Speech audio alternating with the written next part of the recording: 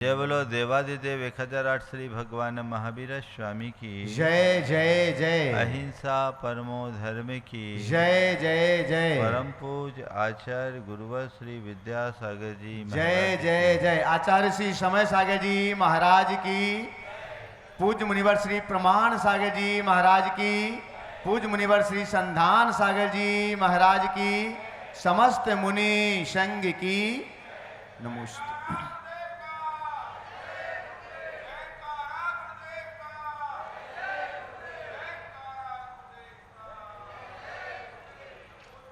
जब हम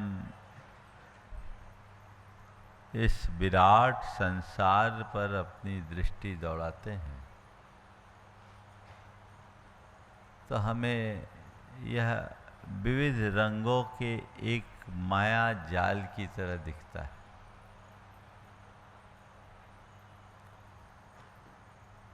कभी हमें बहुत खुशी दिखती है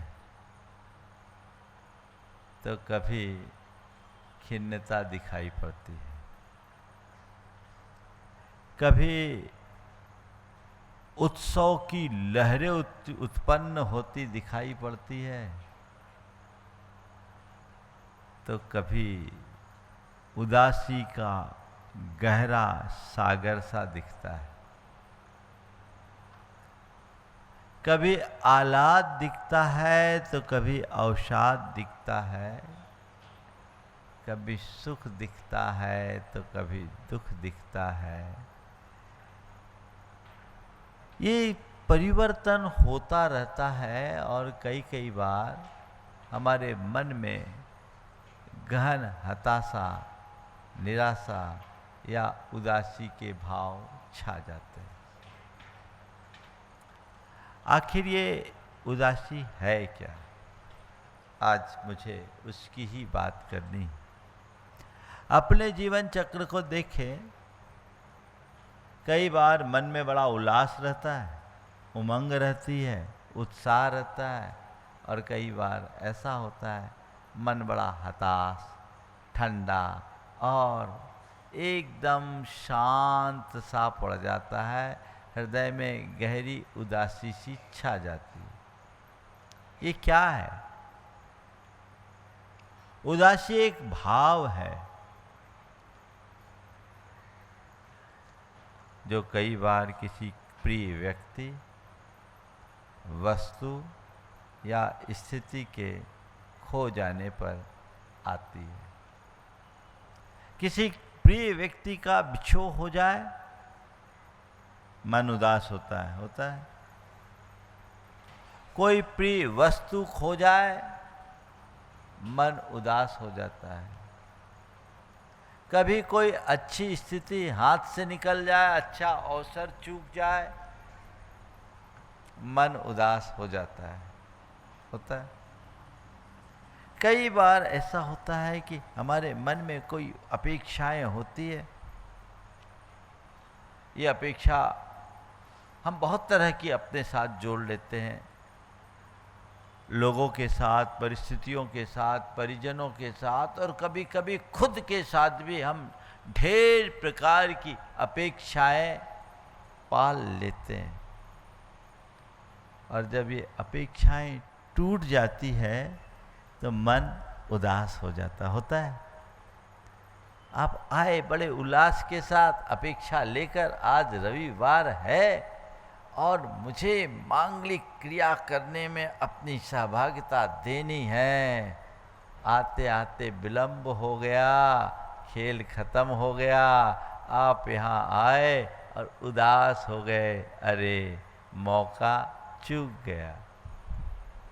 ये उदासी उनको आई जिनके मन में अपेक्षा थी। जिनके हृदय में कोई अपेक्षा नहीं, उनके मन में कोई उदासी नहीं। अपेक्षा रखने से जितना उत्साह आता है, अपेक्षा के टूट जाने पर उससे कई गुनी उदासी छाती है, जो हमें अंदर से दुखी बनाती है, खिन्न बनाती है, हमारी ऊर्जा को शिथिल कर देती है, हमारे चित्त को व्यग्र और बेचैन बना देती है। हर किसी के अनुभव में ये बात आती है। जब हमारी कोई नहीं सुनता।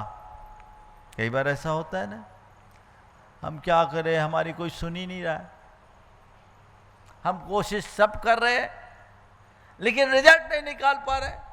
कोई सुने तब तो होता है, चाहे घर परिवार में हो, चाहे आपके प्रतिष्ठानों में हो, चाहे आपके संपर्कियों के बीच हो, या आपके सहकर्मियों के साथ की बात हो, या किसी सामाजिक संस्थान की बात हो। जब कोई नहीं सुने तो एक बार को अरे भैया अब हमारे लिए तो कुछ बचा ही नहीं, मन उदास हो जाएगा, अंदर उदासी खा जाती, कोई सुनता ही नहीं, अब मैं क्या करूं। होता है कभी कभी भीतर से खालीपन महसूस होने पर, सब चले गए, घर में कोई नहीं, या और कोई कारण आया। कई बार ऐसा होता है जब व्यक्ति अंदर से अपने आप को बिल्कुल खाली खाली सा महसूस करता है, और जब जब ऐसा खालीपन महसूस होता है मन में उदासी आती है। और उदासी का सबसे मूल कारण अपने आत्मा के स्वरूप को भूल जाना, आत्म विस्मृति को भूल जाना। आत्म स्वरूप को भूलकर बाहरी चीज़ों में जब हम आनंद खोजने लगते हैं तो हमारे मन में उदासी आती है। आत्मा के असली आनंद को पहचाने तो बाहर की चीज़ों की तरफ हमारे मन में कोई उत्साह ही नहीं होगा, और जब ऐसी स्थिति ही निर्मित नहीं होगी तो उदासी कैसे होगी। लेकिन असली को भूलकर जब हम कृत्रिम और भ्रमजन माया जाल में उलझते हैं, वहाँ प्राप्त विफलता हमें उदास बना देती है। उसके कारण हमारे हृदय में गहरी उदासी की भावना छा जाती। ये उदासी के लक्षण हैं। इन स्थितियों में हमारे मन में उदासी की भावनाएं आते रहती है। कई बार ऐसा हर व्यक्ति के जीवन में घटता है। एक सेठ किसी संत के पास पहुंचा, उसने कहा गुरुदेव मेरे पास सब कुछ है, अच्छा घर, परिवार, व्यापार, कारोबार, प्रतिष्ठा, लेकिन उसके बावजूद मेरे मन में कुछ कुछ खालीपन सा लगता है, अंदर से मैं टूटा टूटा सा महसूस करता हूँ, मेरा मन बड़ा उदास, खिन्न और दुखी रहता है। आप कोई उपाय बताने की कृपा करें। सब कुछ है फिर भी खालीपन है, मन उदास है, कोई उपाय बताए। सेठ की प्रार्थना सुन संत मुस्कुराए और उन्होंने कहा एक काम कर। सामने एक पात्र था, उसमें पानी डाला और चुटकी भर नमक डाला, बोले इसको पियो। नमक के पानी को पीने के बाद वो मुंह बनाता हुआ उन्हें पूछा कि भाई पानी कैसा लगा। उसने मुंह बनाते हुए कहा ये तो बड़ा खारा, ये तो बड़ा खारा है। संत की कुटिया के पास एक झील थी, बोले एक काम कर, यही नमक उस झील में डाल, यही नमक उस झील में डाल। उसने चुटकी भर नमक झील में डाला और फिर कहा अब पानी पी के बता। पानी पिया, पूछा बता अब पानी का स्वाद कैसा। बोले गुरुदेव पानी तो बड़ा मीठा है। अब पानी का स्वाद कैसा, कहा गुरुदेव पानी तो बड़ा मीठा है। संत ने उसे संबोधते हुए कहा पता है वही नमक तेरे पात्र में था तो पानी खारा हो गया, और वही नमक जब झील में गया तो पानी मीठा हो गया। मैं तुझसे केवल इतना ही कहता हूँ, उदासी तो हमारे जीवन का हिस्सा है। उदासी तो हमारे जीवन का हिस्सा है। दुख, प्रतिकूलता, विपरीत संयोग हर मनुष्य के जीवन में आते ही हैं। तो अपने दुख और उदासी से मत घबरा, अपने चेतना को झील बना ले, तेरे जीवन में भी मिठास आ जाएगी, तेरे अंदर की उदासी हमेशा हमेशा को दूर हो जाएगी। तो सोचता है कि मेरी परिस्थितियां बदल जाए तो मैं प्रसन्न होऊंगा। न भूतो न भविष्यति। परिस्थितियों के बदलने से उल्लास उत्पन्न नहीं होता, मन स्थिति बदलते ही मन में उत्सव छा जाता है। अपनी मानसिकता को बदलो, अपनी चेतना के स्तर को व्यापक बना लो। यदि हमने अपनी चेतना के स्तर को व्यापक बनाने की कला सीख ली तो फिर मन कभी उदास और हताश नहीं होगा, अपितु विषम से विषमतम परिस्थितियों में भी मन में आनंद भरा रहेगा। जीवन के मर्म को समझने वाला व्यक्ति कभी उदास नहीं होता। जीवन की वास्तविकता को जानने वाला व्यक्ति कभी दुखी नहीं होता। आत्मा के स्वरूप को पहचानने वाला व्यक्ति कभी परेशान नहीं दिखता। उसके चित्त में हर पल एक अलग प्रकार की प्रसन्नता और उल्लास के भाव दिखते हैं। वो अपना जीवन जीता है आनंद के साथ, प्रसन्नता के साथ। संत कहते हैं तुम्हें जीवन मिला है तो इस जीवन को जियो, अच्छे से जियो, जीवन का लुत्फ उठाओ, जीवन का रस लो, जीवन का आनंद लो। उदासी के साथ नहीं, उमंग और उल्लास के साथ। जीवन की स्थिति को जाने, पहले हम जाने कि इसका कारण क्या है। कारण क्या है?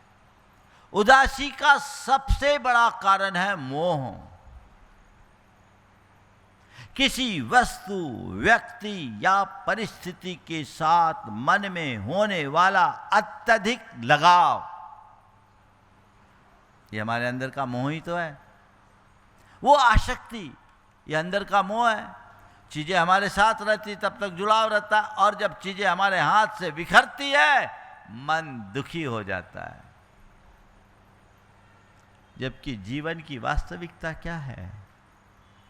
तुम जिससे मोह कर रहे हो, तुम जिसके पीछे पागल हो, क्या उस पर तुम्हारा नियंत्रण है? उस पर तुम्हारा नियंत्रण है? किस पर तुम्हारा नियंत्रण है? तुम्हारी एक सांस पर तुम्हारा नियंत्रण नहीं है। सब कुछ क्षणभंगुर है। लेकिन जब मनुष्य नश्वर को शाश्वत मानने का भ्रम पाल लेता है, उनके साथ अपनी वैसी अवधारणा जोड़ लेता है, उसके साथ वैसा लगाव बना लेता है, चीजें हाथ से छिटकती है, मन दुखी और खिन्न होने लगता है, वहीं उदासी छा जाती है। जितना प्रगाढ़ मोह होगा वो व्यक्ति उतना उदास होगा। मोह मनुष्य को प्रसन्न नहीं रहने देता। एक पल के लिए प्रसन्नता आती है, लेकिन अगले पल वह उसे दुखी बनाता है, क्योंकि मोह हमारे दुखों का मूल है। वस्तु के स्वरूप को पहचानो, चीजों के साथ रखो, चीजों के साथ रहो, पर ये मान के चलो ये मेरे साथ है, मेरी नहीं। जब तक है तब तक मैं उनका उपयोग करूं। है तो हर्ष नहीं और जाए तो दुख नहीं। यही तो जीवन का मूल मंत्र है।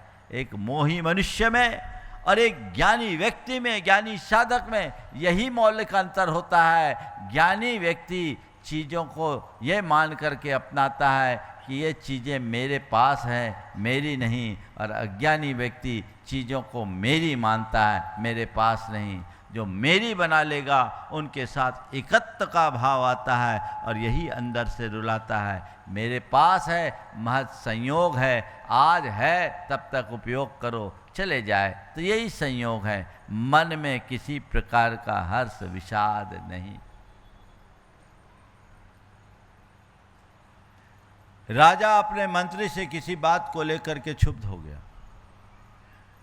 और उसने उसे सूली पर चढ़ाने का फरमान जारी कर दिया।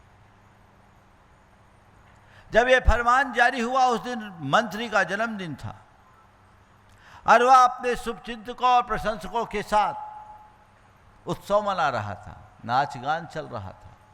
अचानक ये समाचार पहुंचा, सन्नाटा पसर गया, सबके अंदर स्तब्धता छा गई, मातम सा छा गया। ये क्या, हमारे प्राण प्यारे मंत्री को सूली पर चढ़ाने की सजा। लेकिन मंत्री बिल्कुल सहज बना रहा। उसने कहा चालू करो नाच गान। लोगों ने कहा हमारे तो पांव किलित हो गए, अब हम नाच गान कैसे करें? बोले बिल्कुल नहीं, बिल्कुल नहीं। नाच गान शुरू करो। राजा ने फरमान दिया, मुझे स्वीकार है, जब फांसी पर चढ़ना है तो चढ़ूंगा, लेकिन अभी तो जीने के क्षण हैं। मैं नाचते नाचते सूली पर चढ़ना चाहूँगा, क्योंकि सूली पर यह तन चढ़ेगा, मेरी आत्मा का कोई नहीं चढ़ा सकता। इस शरीर का अंत यदि सूली से होना, मैं उसके लिए राजी हूँ। मैं अजर अमर अविनाशी हूँ, मेरा कुछ हो ही नहीं सकता। मैं नाचते नाचते सूली पर चढ़ना चाहूँगा। राजा ने अपने गुप्तचरों से पता लगाया कि क्या प्रतिक्रिया है, पता करो। लोगों ने कहा, महाराज वहाँ तो उत्सव का आलम है, वहाँ का तो वातावरण ही अलग है, वहाँ लग ही नहीं रहा है कि किसी को सूली पर चढ़ाना है। वहाँ तो ऐसा लग रहा है जैसे कोई पुत्र की उत्पत्ति हुई है, वह भी लंबी प्रतीक्षा के बाद। राजा ने अपना फरमान वापस लेते हुए कहा, अब इसे कोई सजा नहीं, क्योंकि जो जीना जानता है उसे कोई मार नहीं सकता। यदि तुम्हारे ऊपर मोह हावी रहेगा तो तुम दुखी रहोगे, उदास बने रहोगे, और ज्ञान जगेगा तो मन में उल्लास रहेगा। उस ज्ञान को धारो। एक बात अपने मन मस्तिष्क में अच्छे से अंकित कर लो, अपने अपने शुभाशुभ कर्म के संयोगों को हमें भोगना ही पड़ेगा।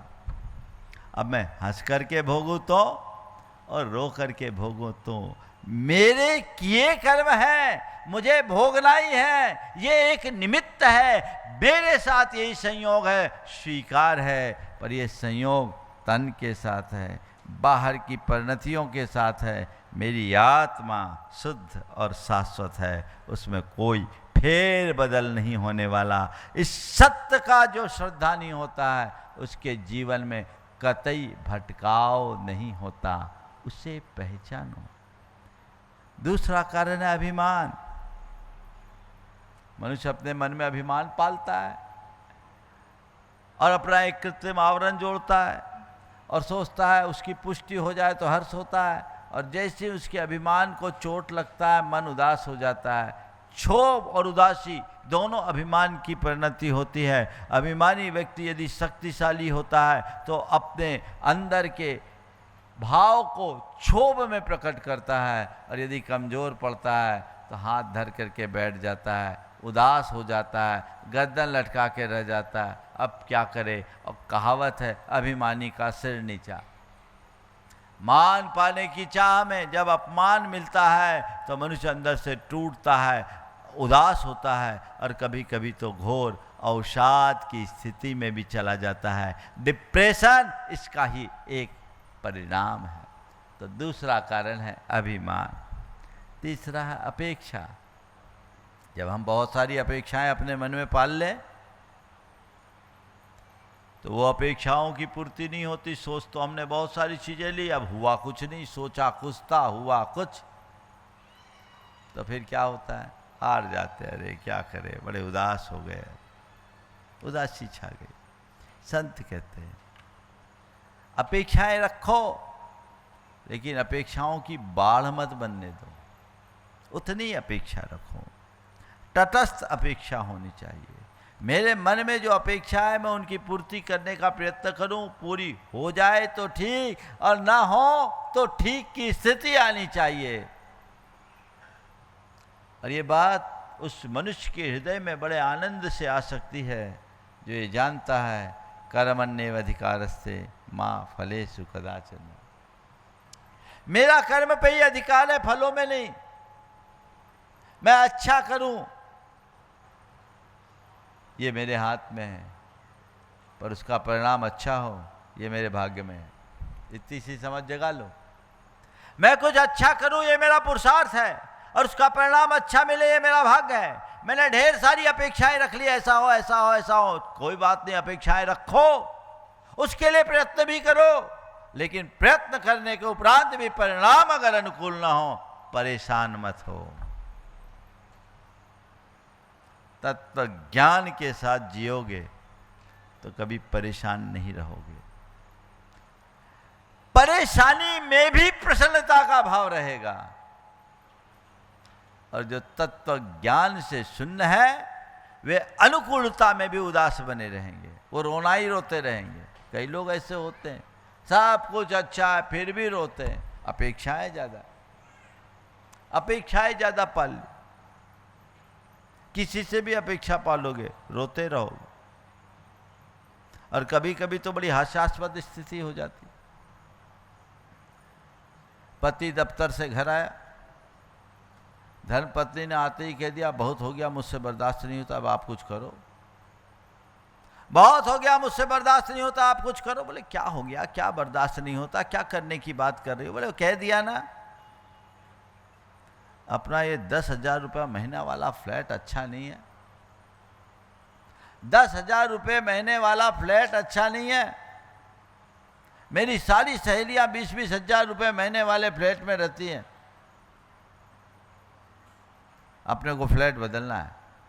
पति ने समझाया, अपना फ्लैट अच्छा है, काम का है, ठीक है, अपन रह रहे हैं और अपनी आमदनी भी इतनी है, अपने हिसाब से, अपने इनकम के हिसाब से ठीक है। बोले कैसे भी आप अपनी इनकम बढ़ाओ, मैं इस घर में नहीं रह सकती, क्योंकि जब मैं अपनी सहेलियों के पास जाती हूँ उनसे नजरें नहीं मिला पाती। अब पति बेचारा क्या करता? और मैं मानता हूँ कि जिसकी घरवाली ऐसी हो गई वो बेचारा ही होगा, उसके पास कोई चारा नहीं। और बेचारा क्या करे? ठीक 4 रोज बाद पति आया, दूर से ही आवाज लगाते हुए कहा जी सुनती हो? बोले क्या? बोले भगवान ने तुम्हारी सुन ली। अजी सुनती हो? बोले क्या? बोले भगवान ने तुम्हारी सुन ली। बोले क्या हम 20,000 रुपये महीने वाले फ्लैट में जा रहे हैं? बोले नहीं, मकान मालिक ने इसका ही किराया बढ़ाकर 20,000 कर दिया।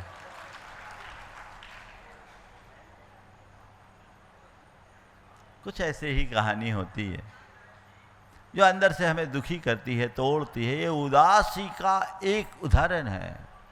मन में अपेक्षाएं होगा। इसका चौथा कारण है अस्वीकार का भाव। जब चीजें हमारे मन के विरुद्ध होती है और हम उनको स्वीकार नहीं कर पाते, मन उदास हो जाता है।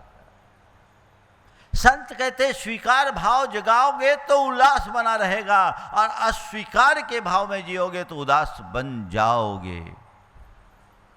हो गया, ठीक है, जो हुआ सो ठीक, एक्सेप्ट करो।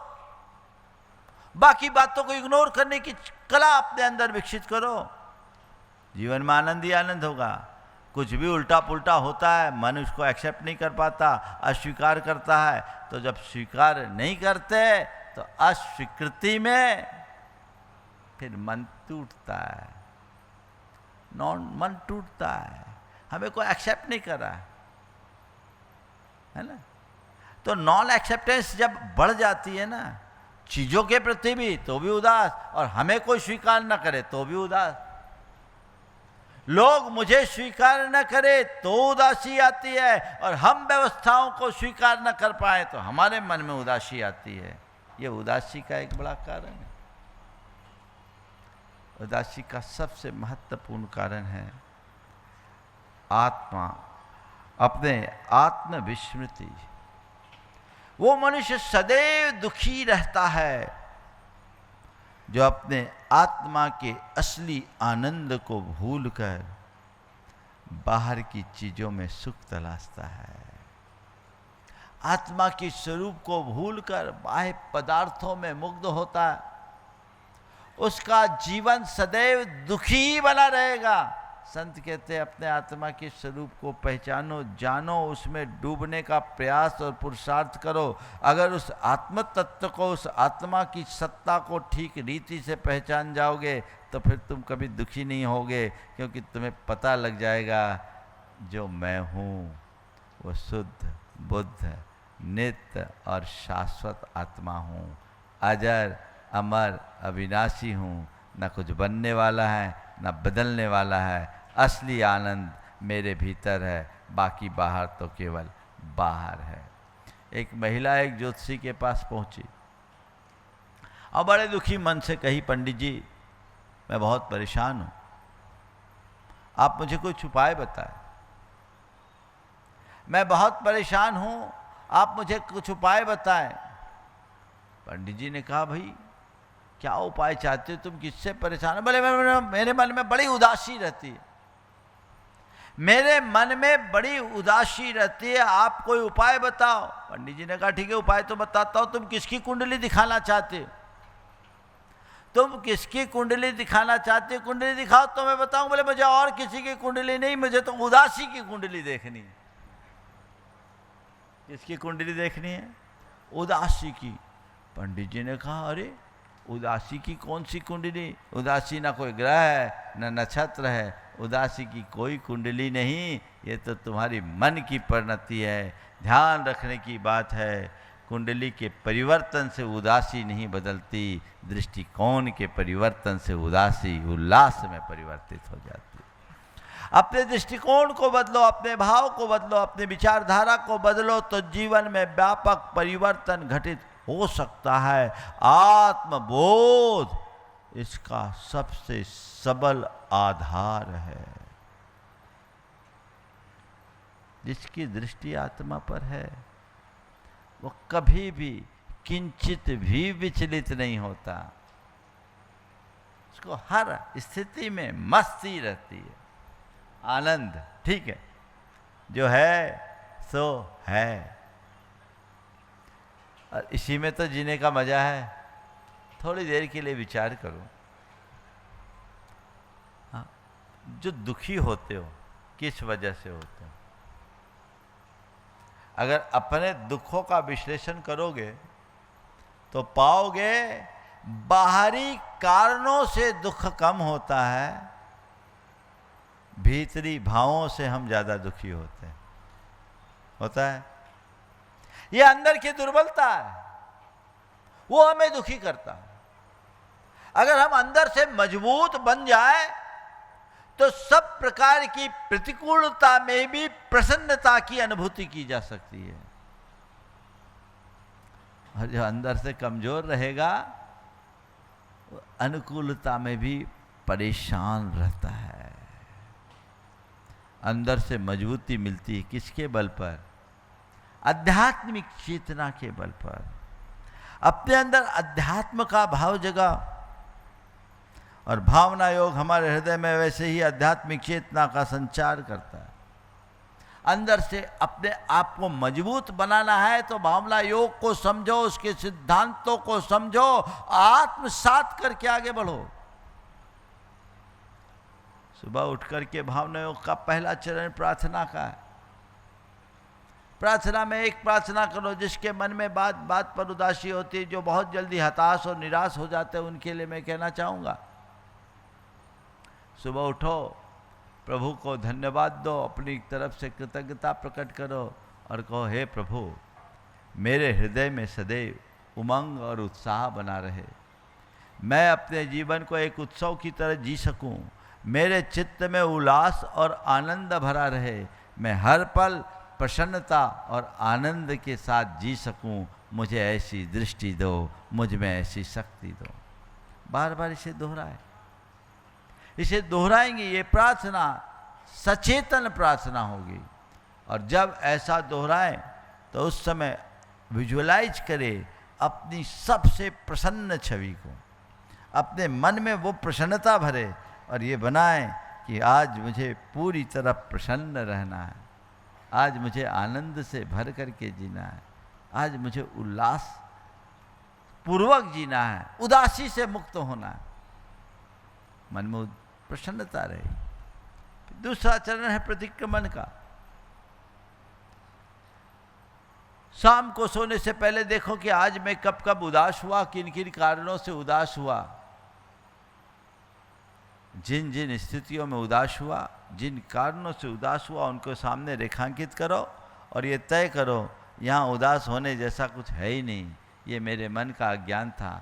हे प्रभु, मैं अपने इस परिणाम की निंदा करता हूँ और आज से उनका परित्याग करता हूँ। अपने मन में एक संकल्प लेता हूँ कि अब मैं उत्साह और उमंग के साथ जीऊँगा, अपने उल्लास को खंडित नहीं होने देगा और अपने जीवन को आगे बढ़ाऊँगा। मैं अपने आप से क्षमा मांगता हूँ, औरों से क्षमा मांगता हूँ, न मैं खुद उदास रहूँगा, न किसी को उदास बनाने की कोशिश करूँगा। और फिर मन ही मन ऐसा दृढ़ संकल्प ले कि आज मुझे आनंदित रहना है, मुझे प्रसन्न रहना है, मुझे पूर्ण उत्साह और उल्लास के साथ जीना है, मुझे आज के इस दिन का उमंगों से भरकर स्वागत करना है। अपने अंतरंग में ये बात यदि हम भरने लगेंगे तो आपके मन का उत्साह अभंग रहेगा, वो बना रहेगा, कायम रहेगा, मंद नहीं पड़ेगा। आपको ये ट्रीटमेंट देना होगा, बिना किए कोई परिवर्तन नहीं होगा। उसके लिए अतिरिक्त प्रयत्न की जरूरत है। बच्चे पढ़ाई करते करते कई बार अच्छा परिणाम नहीं आता तो उदास हो जाते हैं। उनको नहीं, उदास होने से तो और परिणाम बिगड़ेगा। जब प्रयास करने के बाद परिणाम नहीं आया तो उदास होने से क्या कोई अच्छा परिणाम आएगा? और बिगड़ जाएगा। नहीं, मुझे उत्साह नहीं हो रखा, उदास नहीं होना, दुगने उत्साह के साथ अपना काम करना है। अपने उत्साह को खंडित नहीं होने देना, उमंग को बढ़ाए रखो। भावना योग इसमें सहायक होगा। और फिर एक ऐसी सामायिक